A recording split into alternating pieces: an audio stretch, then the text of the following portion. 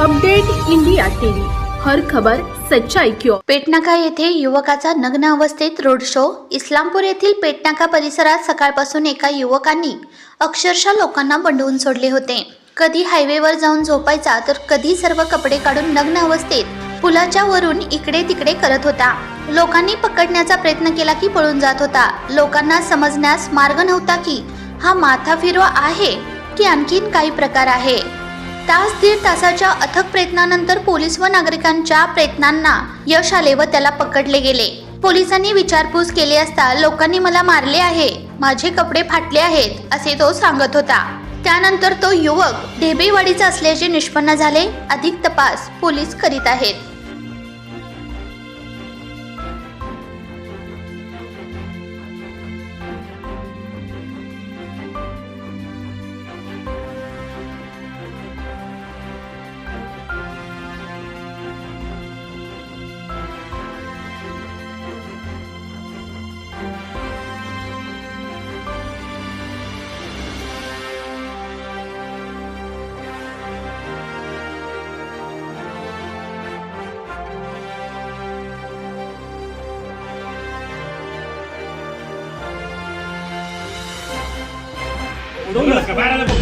माझा आयफोन पण गेला, मला त्याला माझा हप्ता झालाय, तो आयफोन पण गेला।